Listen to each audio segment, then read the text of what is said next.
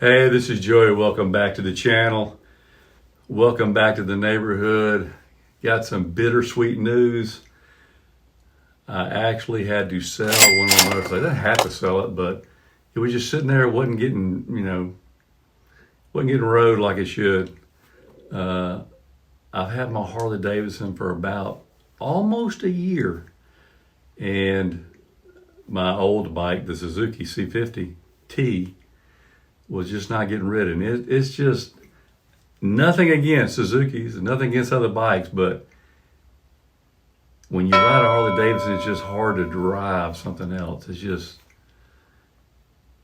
people that have the Harleys, they know what I'm talking about. It's like driving a Corvette and then going to a Geo Metro. They both do the same thing, and they both fit different people's financial, ability. But it's hard to go from a Corvette to a Geo Metro. Anyway, that's what I'm talking about in this video. And another thing, my last video talking about the rust on my brake rotors on the front of the Harley. I got a couple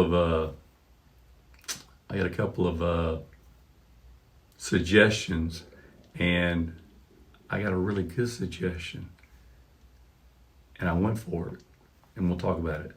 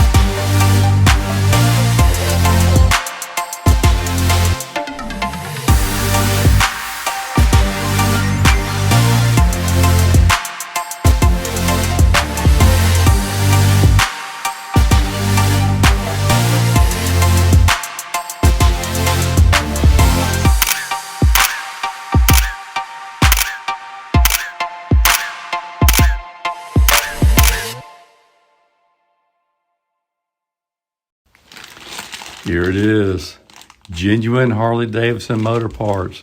It's called the chrome front rotor fasteners.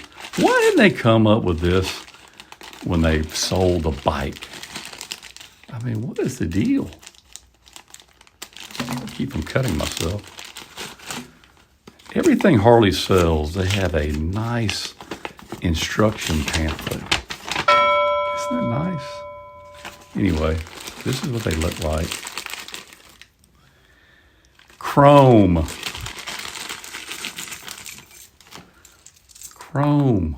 So you get these weird looking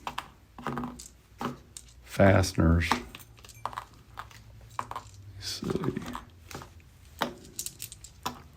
But these things shouldn't rust. Look at that. That is chrome. Now, I'm going to install these on another video, but I just opened them up today. If it wasn't pouring down rain outside, I would go out there and do it today, but it is raining. So anyway, the thing is you have to buy not one, but you have to buy two because you have two brake rotors on the front.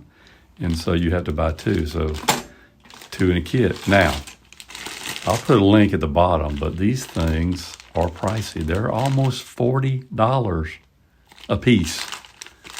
That's some expensive metal right there. $40 for just one of those. So you got to buy two. So do the math. It's not cheap, but I will be glad to pay that if I don't have to worry about having rust on the front of my rotors. That is the worst thing in the world. Anyway. Okay, that does it for this video. Just a short video. I'll tell you what's going on. Really more kind of a farewell video to my Suzuki.